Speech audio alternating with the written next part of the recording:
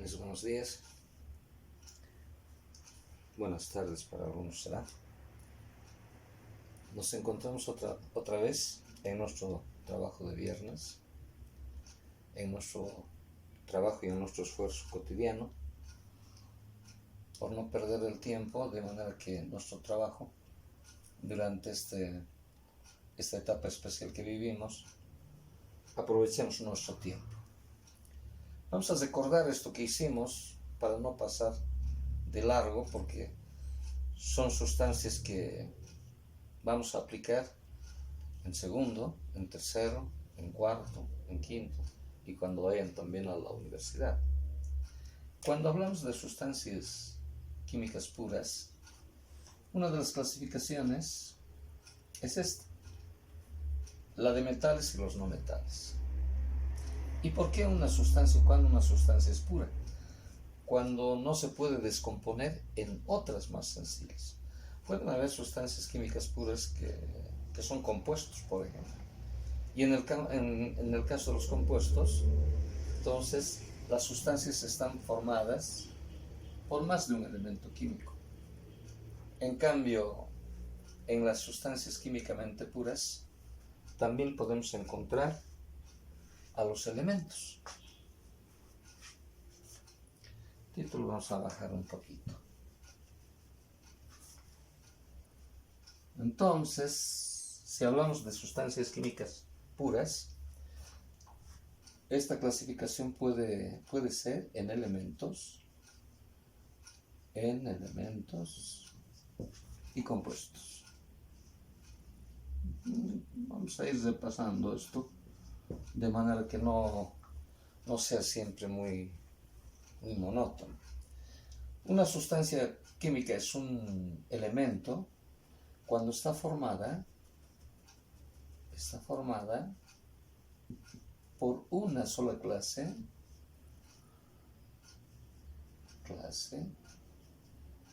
de átomos.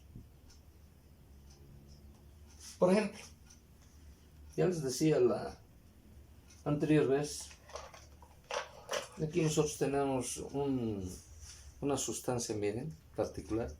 Esta es una propiedad muy exclusiva del plomo.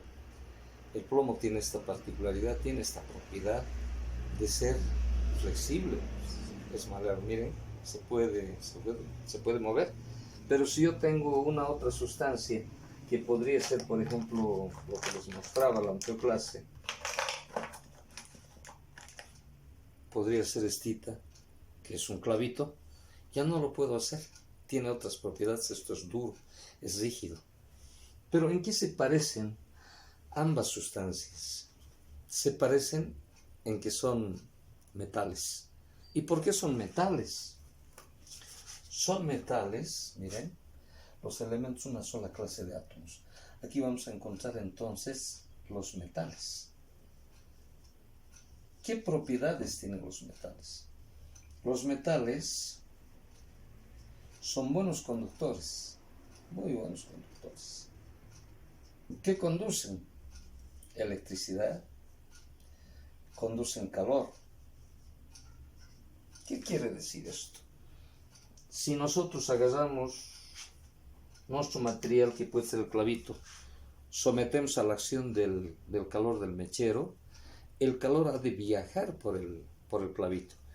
Ha de llegar un momento en que la mano se ha de calentar. Mucho más se nota con el aluminio, por ejemplo. El aluminio es mucho mejor conductor del calor que el fierro. O el cobre. Bien. Si el cobre nosotros aproximamos al fuego del mechero, a la llama, entonces el calor ha de viajar y ha de llegar un momento en que nos ha de quemar la mano. ¿No es cierto? Esa es una propiedad exclusiva de los metales. Los metales tienen esa particularidad. En cambio, los no metales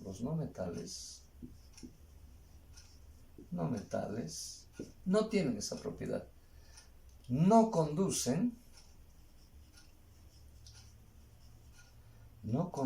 calor ni electricidad. Electricidad aquí estamos representando con esta, ¿no? Una espiral. Entonces, por lo tanto, esa es la diferencia entre ambos. Ahora, cuando una sustancia química es un compuesto, cuando está formado por más de una clase de átomos. Por ejemplo, el agüita. Miren, ustedes ya saben la representación química del agua, es el H2O. Miren, el agua está formada por hidrógeno y por oxígeno. Lo mismo ocurre con el caso del cloruro de sodio, la sal de cocina, lo que hace salado nuestros alimentos. Tiene esta fórmula. Está formada por sodio y por cloro, por eso es un compuesto químico. Pero también es una sustancia química cuando no tiene otra sustancia, no tiene harina, por ejemplo, ¿no? Está separada de la harina, solo es sal. Por eso ha de ser una sustancia químicamente pura. Esa es la diferencia. Ahora, estableciendo diferencia entre lo que son los elementos y los compuestos, miren, estos están formados, entonces, aquí podemos poner, ¿no? Formados por más de una clase de átomos, clase de átomos estoy diciendo aquí, clase de átomos. Aquí átomos de hidrógeno, átomos de oxígeno, el agua, átomos de sodio, átomos de cloro, la sal. El azúcar, lo mismo, es un compuesto químico porque tiene carbono, tiene hidrógeno, tiene oxígeno. Aquí puede haber 6, aquí 12, aquí 6. Entonces aquí tiene, por ejemplo, la sal, tiene carbono, tiene hidrógeno, tiene oxígeno. 3 elementos químicos. Por eso es un compuesto químico. Ahora, estos elementos químicos que están formados por una sola clase de átomos, miren, están formados por una sola clase de átomos, pueden clasificarse, pueden dividirse, si quieren, en metales. Aquí, metales. ¿Qué características, qué propiedades debían tener los metales? Que son buenos conductores de la electricidad, del calor. Y los no metales, si nosotros agarramos un pedacito de carbón, no ha de conducir ni corriente, como lo hace el clavito, como lo hace el cobre, por ejemplo, no conducen. Por eso son malos conductores del calor y la electricidad. Estos elementos químicos pueden ser entonces metales y no metales. ¿Qué propiedades tienen los metales? Conducir, son buenos conductores, dice aquí, de la electricidad, del calor. Estos metales pueden combinarse con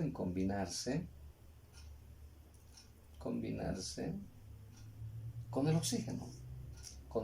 ¿Y dónde está el oxígeno? En el aire. El aire es una mezcla gaseosa. En el aire hay nitrógeno, hay oxígeno.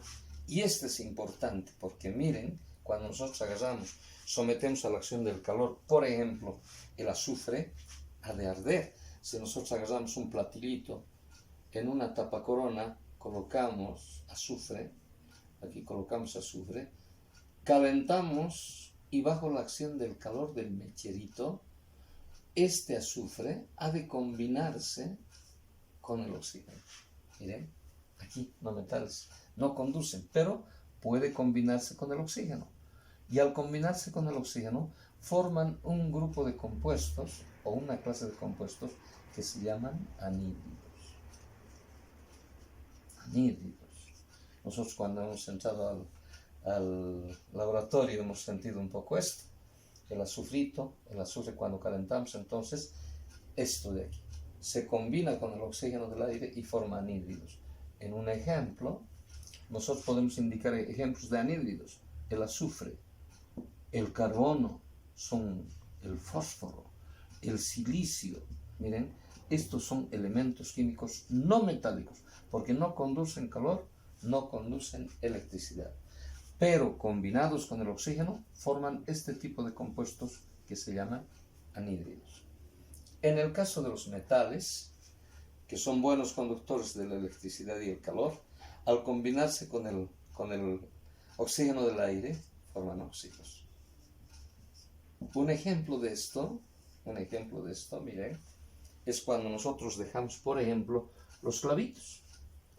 El clavito, un pedazo de fierro, dejamos por olvido o intencionadamente, dejamos al medio ambiente, dejamos al aire, donde le da sol, donde le da lluvia, vamos a ver que después de cierto tiempo, la parte externa del clavo se torna de de un color rojizo. Entonces esa es una combinación. ¿Qué ha pasado?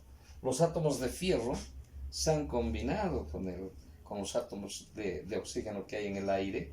Entonces se han combinado para formar óxido. Y esa herrumbre, ese óxido del cobre o del fierro, entonces no es otra cosa que una combinación del fierro con el oxígeno del aire. Mientras no hay oxígeno, no ha de haber formación de óxidos así naturalmente. Por ejemplo, en la Luna tal vez puede haber otro tipo de compuestos químicos. No hay oxígeno, pues no hay aire. Entonces, porque si no nosotros fuésemos no con trajes espaciales, entonces ahí podríamos estar nomás. Tampoco las sustancias pueden arder en la Luna. ¿Por qué? Porque no hay aire. Y al no haber aire, no hay oxígeno, por lo tanto, no ha de haber formación de estos compuestos. Pues que ustedes van a ver en los videos que se ven de las personas que viajan a la Luna o podrían, si alguna vez llegan a Marte, por ejemplo, cuando lleguen a Marte, tienen que llevarse dispositivos especiales que les provean de oxígeno para que el organismo pueda funcionar de manera adecuada. Entonces, en el caso de los anhídridos, si nosotros hacemos ejemplo, podemos colocar el del fierro o el del azufre, perdón. Entonces el azufre puede combinarse con el oxígeno y formar, por ejemplo, el anhídrido sulfuroso. Ahora, este tipo de compuestos son importantes porque nosotros vamos a recordar lo que ya hemos hecho. Este es un mapita conceptual que me permite hacer de recordatorio para que pueda yo no olvidarme de los ejercicios que he estado aprendiendo y los que tengo que aprender, porque estos ejercicios les ha de servir para tercero también. Entonces vamos a hacer ejercicios más de óxidos y de anhídridos. Y vamos a ver qué otro tipo de compuestos también se van a formar.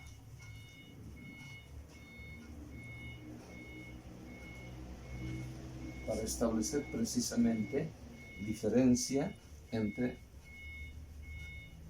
ambas sustancias. Bueno, aquí entonces nos pueden dar ejercicios para escribir. Yo puedo escribir directamente, no vamos a hacer con ecuación todavía. Solo podríamos hacerlo más adelante. O tal vez la gestión que viene. Sí, todavía seguimos trabajando, claro. Me dicen que escriba óxidos. Escribe óxidos. Aquí puede ser la O. Escribe óxidos. Aquí, inciso A, de potasio. Aquí, de aluminio. Inciso B, de aluminio. Inciso C, a ver, platínico. Así me dictan ejercicios. Me están pidiendo que escriba ahora fórmulas de los compuestos. Aquí puede estar en castellano, ¿no es cierto? Óxido de potasio. Tengo que escribir su fórmula. Primero, siempre no debo olvidarme, escribo el símbolo del metal, o sea, del que es positivo en este caso. Siempre los positivos primero y luego los negativos. Me dicen escribe el óxido de potasio. Coloco primero al que es positivo, en este caso el potasio, voy a mi herramienta de trabajo y la valencia del potasio es 1 más. La del oxígeno 2 menos, y lo que no debo olvidarme jamás es que el número de cargas positivas y negativas tienen que ser siempre las mismas. Entonces aquí hay un positivo, 2 negativos, no se han igualado, debo igualar. ¿Y cómo? Intercambiando valencias. Este 2 baja para el potasio y el 1 del potasio que ya está sobreentendido. Este es el óxido de potasio. Me piden otro ejercicio y me dicen, escribe el óxido de aluminio. Lo mismo, escribo primero el aluminio porque es positivo, luego el oxígeno. La valencia del oxígeno 2 menos, la única valencia del aluminio es 3. Entonces, cuando dice D, quiere decir que los metales tienen solo una valencia. Entonces aquí pueden decirme óxido de aluminio. Esto quiere decir que tienen una sola valencia el metal. Para esto, de manera parecida a lo que hice aquí, entonces el número de cargas positivas debe igualar a los negativos. Aquí tengo 3 positivos, 2 negativos para carga 0. Subíndice, vestito, por favor. En la parte inferior derecha, no es denominador, no puedo escribir el 2 aquí, porque no tiene que ser denominador, tiene que ser subíndice. Los subíndices son números pequeños que se escriben en la parte inferior derecha de los símbolos. ¿Y qué es un símbolo? Es la abreviatura de un elemento químico. Entonces aquí el aluminio debe tener 2 de subíndice y el oxígeno debe tener 3. De manera que 3 por 2, 6 negativo. 2 por 3, 6 positivo. Para el óxido, aquí ya no dice D. Aquí me están dando pero terminación. Quiere decir que el platino por lo menos tiene 2 elementos o 2 valencias. Entonces coloco primero el que es positivo, en este caso el platino, y a continuación el oxígeno. Esta terminación ICO me está diciendo que el metal trabaje con su mayor valencia. Y la mayor valencia del platino, si es que voy a mi herramienta de trabajo, ha de ser 4 más. La del oxígeno, 2 menos. Lo mismo hago carga cero.